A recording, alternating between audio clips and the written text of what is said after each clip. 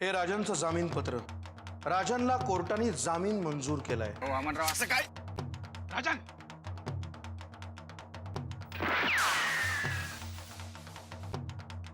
राजन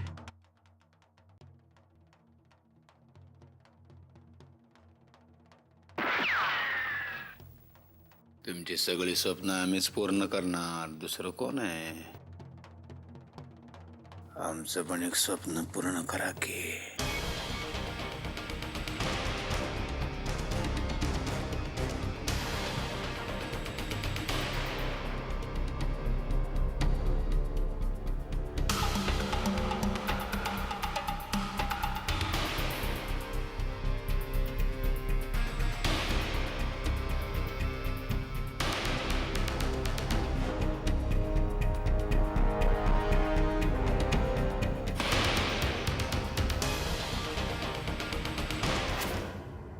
नाही नाही जाधव, आजच्या सगळ्या सभा रद्द करा. हो हो, वाकणीसांवर झालाय गोळीबार आणि इलेक्शन इतकाच वाकणीसांचा जीव माझ्यासाठी प्यारा आहे. आजचं सगळं शेड्यूल उद्यावर टाकला. कळवतो मी कळवतो तुम्हाला. साहेब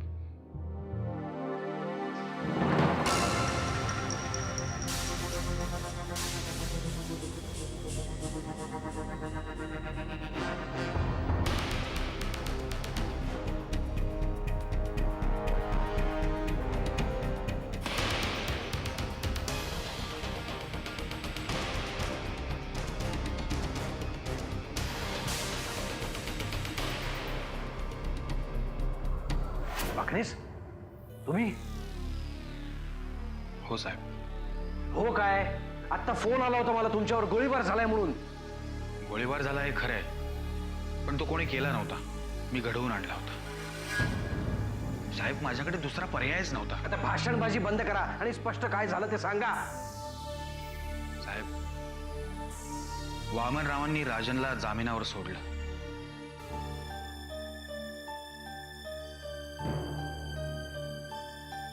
धन्यवाद वामन साहेब. अहो जे काम आम्हाला जमलं नाही शेवटी तुम्ही ते करून दाखवलं. आता आलाय की हा आपल्या ताब्यात. अहो वामनराव असं काय? राजन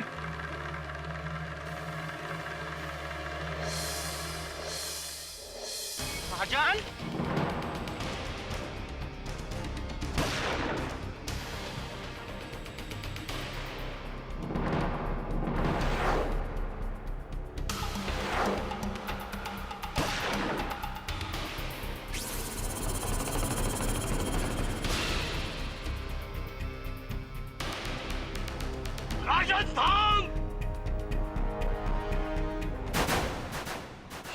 वाकणीस, मला आता लाज वाटायला लागली तुमची. ऐन इलेक्शनच्या तोंडावर तुम्हाला हे सगळं सुचलंच कसं? खरं तर ना तुम्हाला आता खऱ्या गोळ्या घालायला हव्यात. राजनची केस हाताबाहेर गेली होती. हाताबाहेर गेली होती म्हणजे काय झालं होतं? वामनरावांनी राजनला जामीन मिळवून दिला होता. काय फरक पडत होता त्याने? गेला असता तो त्याच्याबरोबर. नाही साहेब, तो जानकी वहिनींना भेटला असता. तिच्यासाठी मी माझी राजकीय कारकीर्द पणाला लावणार नाही वाकणेस. आणि कळलं असतं तिला तर काय फरक पडणार होता? कुठे गेली असते ती? आता लग्न झालंय माझं. साहेब त्या कुठं गेल्या नाहीत तरी त्यांना बोलते करणारे खूप आहेत. लाज वाटायला पाहिजे तुम्हाला वाकणेस. लाज वाटायला पाहिजे तुम्हाला हे सगळं बोलताना. आणि ह्या सगळ्याचा आधी विचार करायला हवा होता. साहेब खरं तर सगळं व्यवस्थित चाललं होतं, पण वामनरावांनी गडबड केली. मग काय आता त्याला गोळ्या घालणारच? मान खाली घालतात. निदान हॉस्पिटलमध्ये तरी ऍडमिट व्हायचं. तुम्ही इथपर्यंत आलातच कसे? निघा आता आणि इलेक्शन होईपर्यंत कोणालाही दिसू नका. आणि मी सांगतोय तसंच करा, नाही तर मला तुमचा फेरविचार करावा लागेल. निघा.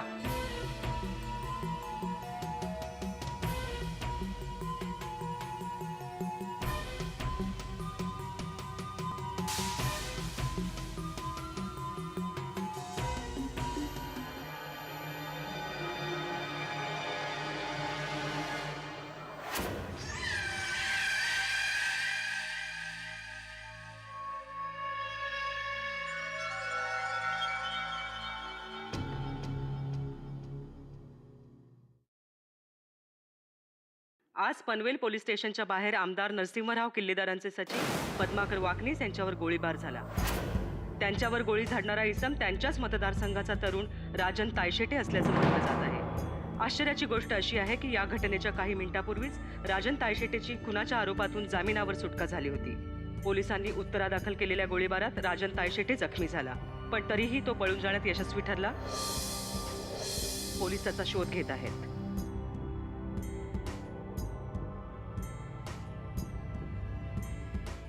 दामू काय आता बाई? दामू घरातले सगळे टीव्ही बंद करून टाक. काय? नाही, मेन केबलच काढून टाक. कसं?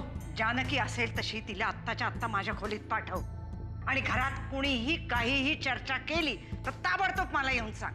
होय होय होय. जातो. होय.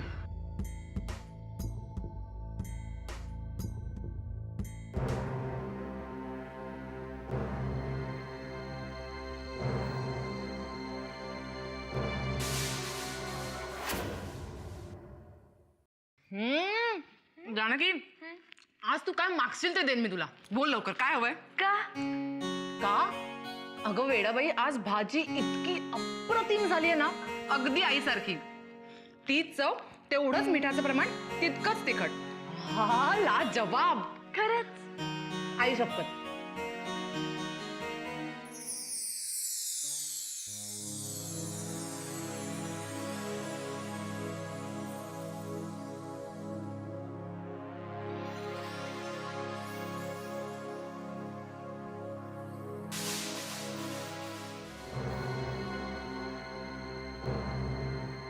कोंबडं झाकल्यामुळे पहाट व्हायची राहत नाही आतेबाई. अख्खी बोटच फुटली आहे. कुठली कुठली भूक बुजवणार आहेस तू? हा दिवस दिसत होता मला, म्हणूनच लग्नाला नाही म्हणत होतो. अरे पण सगळं व्यवस्थित झालं होतं ना, मग मध्येच काय उपटला? विचार तुझ्या लाडक्या वाकणीसांनाच. त्यांचेच प्रताप आहेत हे. पण याच्यात वाकणीसांचा काय दोष आहे? त्यांच्यावरच तर गोळीबार झालाय. काही झालेलं नाही तुझ्या वाकणीसांना. चांगले ठणठणीत आहेत ते. त्यांनीच घडवून आणलाय हा बनाव. राजन पोलीस चकमकीत ठार व्हावा म्हणून. तुम्ही दोघांनी आयुष्यभराची डोकेदुखी लावलीत माझ्या मागे. तर इच्छा नसतानाही त्या मुलीचा चेहरा रोज बघावा लागणार आहे मला. मग आता मला काय शिक्षा देतोस? तुझ्या भल्यासाठीच केलं ना सगळं. तुझा जीव वाचावा म्हणून केलं नाही सगळं. असं बाई, आता एक शब्दही ऐकून घ्यायचा नाहीये मला तुझा. तुझी तीच वाक्य ऐकून कान किटलेत आता माझे. नरसिंहा, मी तुला खरं सांगते, या गोळीबाराबद्दल खरंच मला काही माहिती नव्हती. वाकणीसांवर झालेला हा गोळीबार परवडला बाई, पण माझ्या आयुष्यात तू जो हा लग्नाचा बॉम्ब टाकलायस त्याचं काय करू मी? चिंधड्या उडाल्यात आपल्या सगळ्यांच्या सुखाच्या. या घरातला प्रत्येक जण होरपळून निघणार आहे या लग्नाच्या कारस्थानात, आणि याची सुरुवात तुझ्यापासून होईल.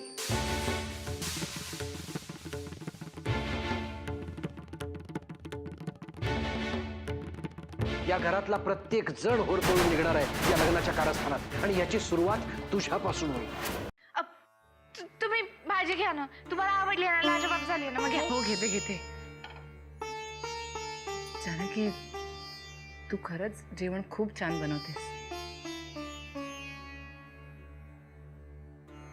नर्मदा ताईंसारखं.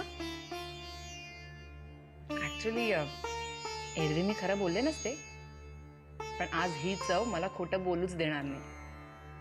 खरंच खूप छान झाली आणि अगदी आईसारखी झाली. जानकी,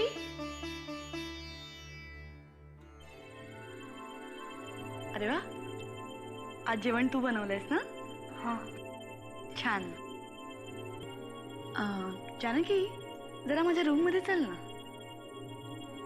का? काय नाही, तुला काहीतरी दाखवायचंय. चल. अगं चल ना. ये, चल. हा, चल.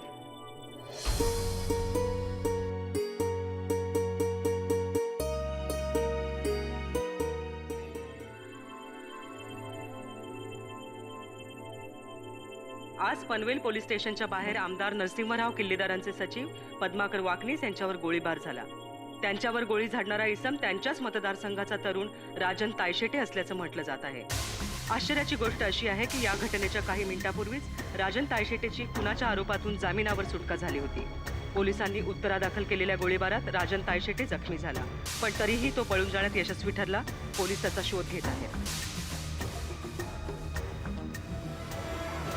पाहिलंस राजनच्या मागे कसे पोलीस लागलेत. खरं तर तो मेलाही असेल एव्हाना.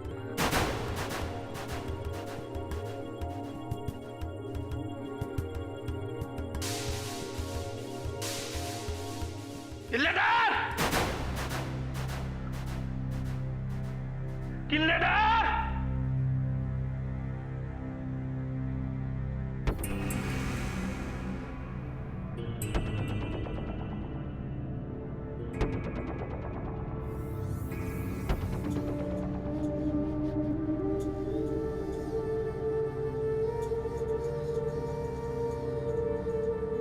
किल्लेदार! अरे लोकांच्या आयुष्याशी खेळ खेळणारे किल्लेदार! किल्लेदार! किल्लेदार बाहेर या! बाहेर या किल्लेदार!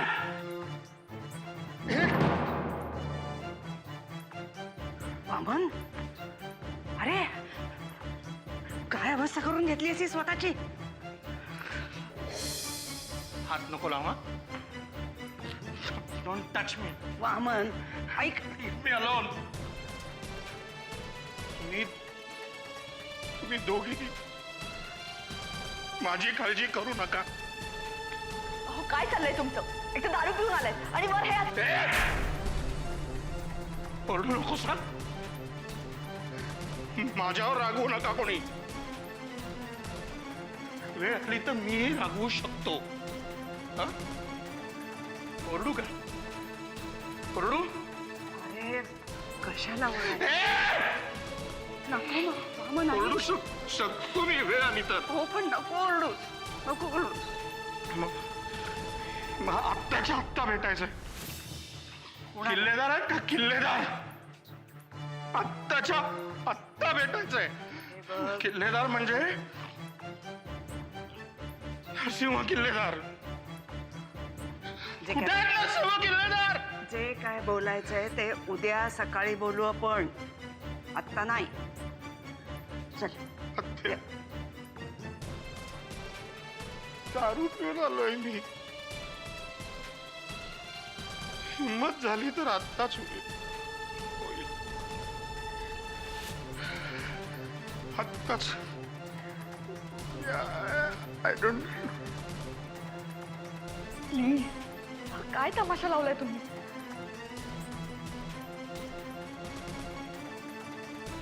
मी लावलाय तमाशा. माझा तमाशा केलाय लोकांनी. तुम्ही बाहेर कामासाठी गेला होतात ना. कसलं काम आणि कसलं काय. हो की नाही. कसलं काम आणि कसलं काय.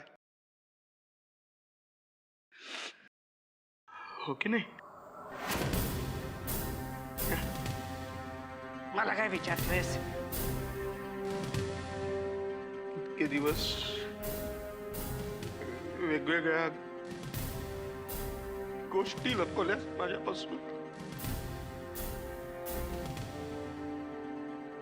आता चेहरा लपवतेस. आत्याबाई हे सगळं काय चाललंय. मला नाही माहिती.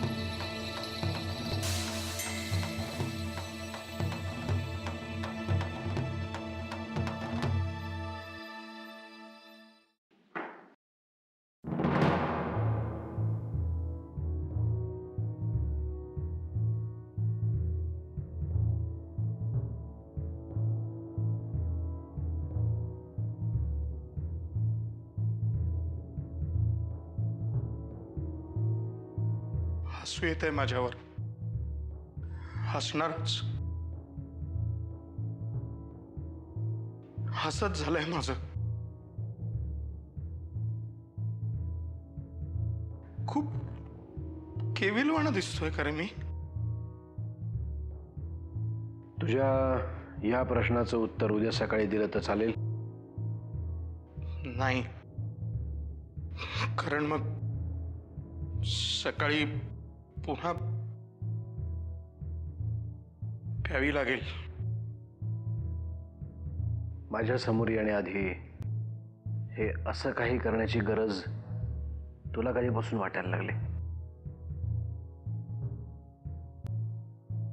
खूप दुर्मिळ झालायस दादा तू.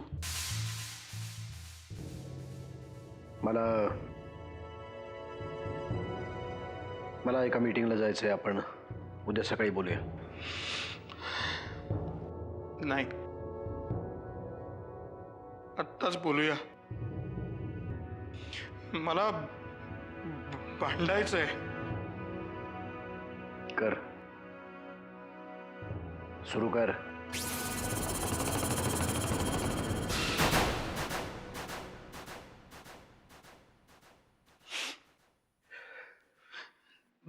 धीर गोळा होत नाहीये.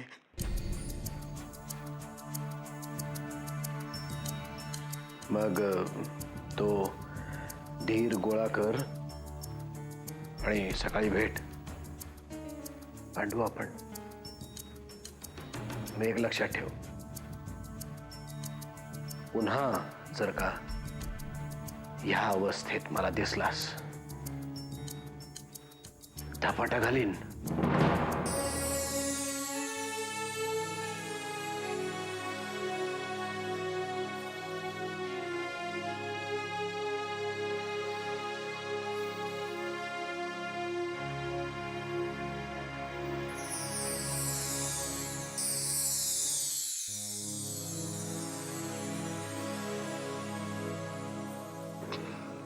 धपाटा मारच मला.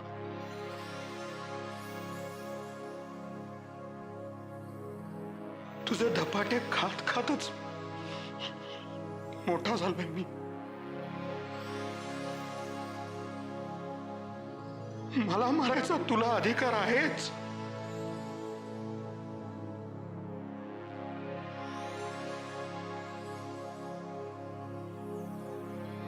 पण जर तू चुकीचा वागलास तर तुझा कान कोणी पिरगळायचा?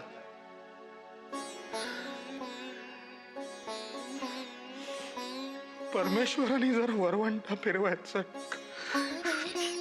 ठरवलं तर आम्ही काय करायचं दादा? तू खूप मोठा माणूस आहेस. लोक पूजा करतात तुझी. मग का त्या एका शेळक्या चेटकिणीच्या सांगण्यावरून तू त्या दोन निष्पाप जीवांचा, त्यांच्या भविष्याचा खेळ करतोस? मी समजू शकतो यात तुझा प्रत्यक्ष सहभाग काही नाहीये, पण मुख संमती आहेच ना.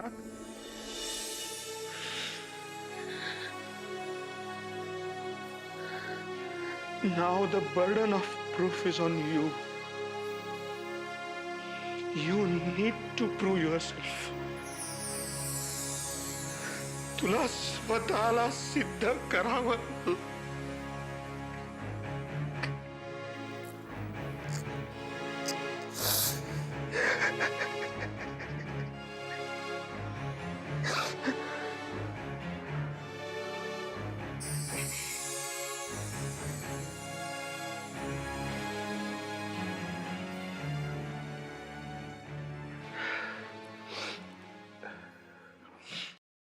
मी पटकन रडतो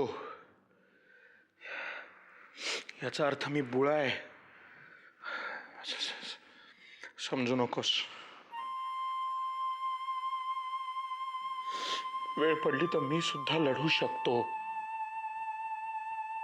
कुणाशी लढायचंय तुला? कुणाच्या तरी हक्कांसाठी लढायचंय. ह्या घरात तुम्ही ज्याच्या हक्कांची पायमल्ली केली त्याच्यासाठी लढायचंय. म्हणजे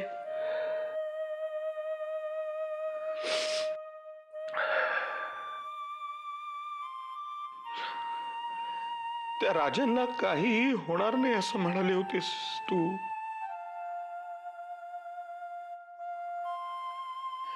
पण तुरुंगात टाकलं त्याला.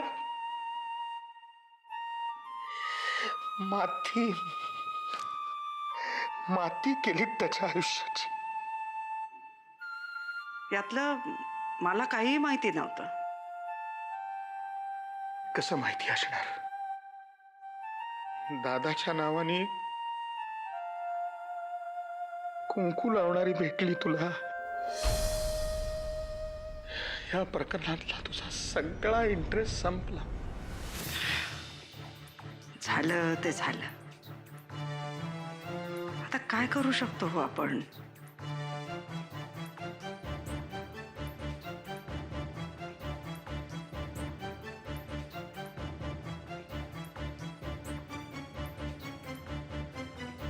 पश्चाताप तू तेवढंच करू शकते सत्या. पश्चाताप.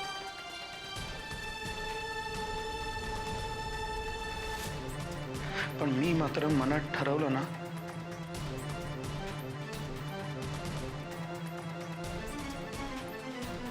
बरंच काही करू शकतो.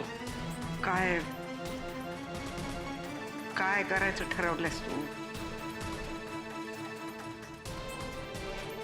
जानकीला जाऊन सगळं खरं खरं सांगेन मी.